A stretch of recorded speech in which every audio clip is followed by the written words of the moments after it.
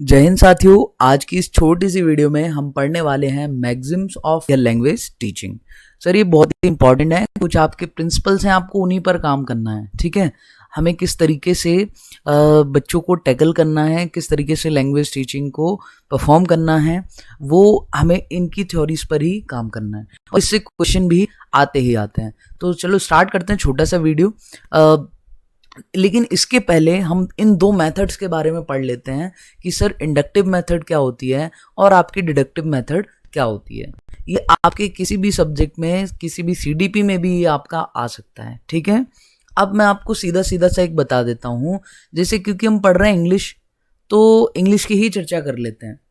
अब मैंने क्या किया, मैंने बोला Ram is going to house, Ram घर जा रहा है। उसके बाद सर एक और सेंटेंस लिया मैंने, Sita is eating mango, Sita आम खा रही है। और मैंने ले लिया राहुल इज प्लेइंग, राहुल खेल रहा है। अब पहले मैंने बच्चों को ये सेंटेंस बताए, एग्जाम्पल बताए, और उसके बाद फिर हमने क्या किया सर, इससे हम पर्टिकुलर जनरल रूल की तरफ गए तो बच्चे स्ट्रक्चर जल्दी समझ पाएंगे। जैसे कि सर राम क्या हो गया, आपने बताया सर सब्जेक्ट हो गया, सब्जेक्ट के साथ फिर इज या एम या आर आता है। आप प्रेजेंट कंटिन्यूअस टेंस की बात कर रहे थे बच्चों से। उसके बाद आपने बोला कि सर वर्ब विद आईएनजी आता है, और फिर सर आपने बोला कि ऑब्जेक्ट आ जाएगा, और अगर कोई अदर वर्ड है तो वो आ जाएगा। तो आपने सर अगर पहले ये सेंटेंस के एग्जाम्पल बताए हैं तो वो स्ट्रक्चर को इजीली समझ पाएगा कि सर ये सर राम, फिर सर इज, ये हेल्पिंग वर्ब हो गई, sir going verb with ING हो गया, हाउस ऑब्जेक्ट हो गया। ठीक है, तो वो इजीली इस चीज को समझ पाएगा। और ये वाला जो मेथड होता है सर आपको, वो पहुंचता है इंडक्टिव मेथड, जिसमें आप उदाहरण पहले दे देते हैं और उसके बाद उन उदाहरण से आप किसी जनरल रूल पर या फॉर्मूले पर पहुंचते हैं। क्लियर है आपको? Takes you from specific to the general. ये स्पेसिफिक सेंटेंस है, ये स्पेसिफिक सेंटेंस है, ये भी स्पेसिफिक सेंटेंस है, लेकिन ये सर जनरल रूल है, तो आप स्पेसिफिक से जनरल पर पहुंचते हैं। ठीक है, तो ये इंडक्टिव मेथड कहलाता है। सीधा सीधा कह दूं तो पहले आप उदाहरण देते हैं और फिर आप रूल पर पहुंचते हैं, तो वो आपका इंडक्टिव मेथड है। सर मैथ में भी बहुत काम का है। जैसे आपने लिया 2 - 3 और 2 + 3, आपने क्वेश्चंस करा लिए। आपने बोला 2 × 2 = 4, फिर आपने 2 × 3 = 6 बोल दिया, फिर माइनस और प्लस माइनस हो गया, 3 × 2 = 6 हो गया, और माइनस माइनस प्लस फिर से माइनस हो गया, 3 × 3 = 9 हो गया। आपने बोला सर ये काट दिया। आपने बोला ये 4 - 9 रह गया। आपने बोला इस 4 को मैं 2 का स्क्वायर लिख सकता हूँ और 9 को 3 का स्क्वायर लिख सकता हूँ। ये तो हो गया सर कोई पर्टिकुलर क्वेश्चन। ऐसे ही 2-3 क्वेश्चन आपने सॉल्व करवा दिए। अब जब 2-3 एग्जाम्पल आपने कर लिए तो आप ये स्टेप जरूर बता रहे हैं।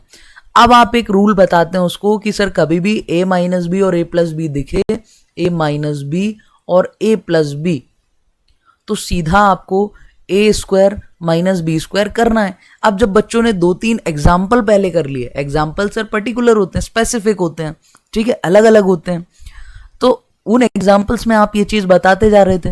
अब आप उनको रूल बताएंगे कि कभी भी ऐसा दिखे तो आप इतना सब नहीं करके डायरेक्ट ये कर दीजिएगा। तो ये एक जनरल रूल है, लेकिन पहले आपने स्पेसिफिक एग्जाम्पल्स पढ़े और फिर आप रूल की तरफ गए, तो ये आपका इंडक्टिव मेथड कहलाता है। और सर डिडक्टिव मेथड क्या होगा, तो ये तो बताने की जरूरत ही नहीं है कि इसका सर ऑपोजिट जो है, यहाँ पर आप पहले जनरल रूल्स बता देंगे और फिर आप पर्टिकुलर एग्जाम्पल्स पे या स्पेसिफिक कंक्लूजन्स पर पहुंचेंगे। यहाँ पहले रूल होगा या फिर फॉर्मूला, देन क्वेश्चंस। तो ये चीज आपकी क्लियर है। इंडक्टिव मेथड क्या है, डिडक्टिव मेथड क्या है, आपकी पेडागोजी के पॉइंट ऑफ व्यू से बड़ा ही इंपॉर्टेंट टॉपिक ये भी है।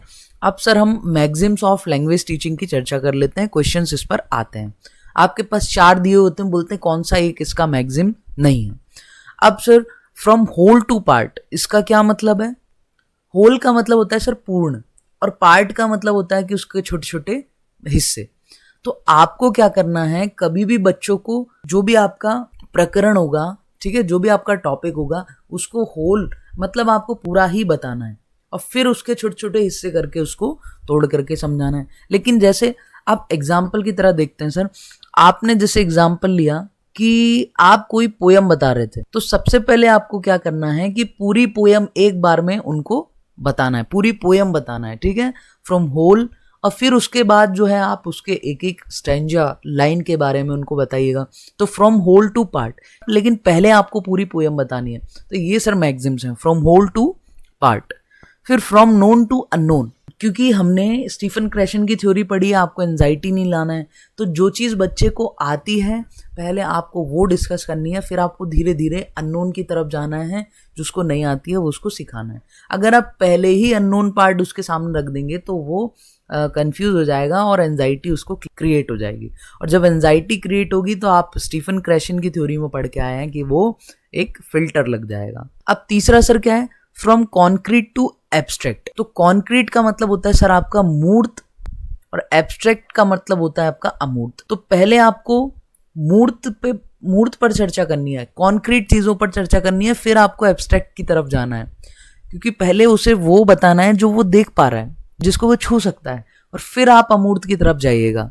अगर आप डायरेक्टली एब्स्ट्रैक्ट बातें करने लग जाएंगे तो उसके बच्चे के लेवल के ऊपर से चली जाएगी।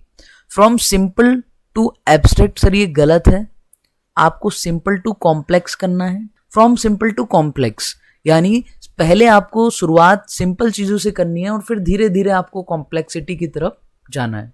फ्रॉम इंडक्शन टू डिडक्शन, और इंडक्शन डिडक्शन यहाँ पर सर यही है, क्योंकि छोटे बच्चे जब होते हैं ना तो सर, तो पहले आप उनको इंडक्शन मेथड से ही पढ़ाइएगा, यानी पहले उदाहरण दिए फिर आपने फॉर्मूला बनाया। जबकि जैसे जैसे बच्चे बड़े होते हैं, आप 10th में 12th में जाते हो, फिर आपका उल्टा पड़ जाता है, पहले आप फॉर्मूले बता देते हो और फिर आप पर्टिकुलर स्पेसिफिक क्वेश्चंस पर चलते हो। लेकिन छोटे बच्चों के लिए आपको इंडक्शन टू डिडक्शन मेथड ही रखना है, ठीक है। तो ये छोटी सी वीडियो थी आज की, जिसमें हमने इंडक्टिव और डिडक्टिव मेथड पढ़ा। ये आपके सीडीपी के लिए भी काम आएगा, अदर सब्जेक्ट्स के लिए भी काम आएगा, और मैक्सिम्स ऑफ लैंग्वेज टीचिंग को हमने पढ़ा। तो फिर मिलेंगे अगले वीडियो में, तब तक के लिए जय हिंद, जय Bharat, and wish you all the very very best.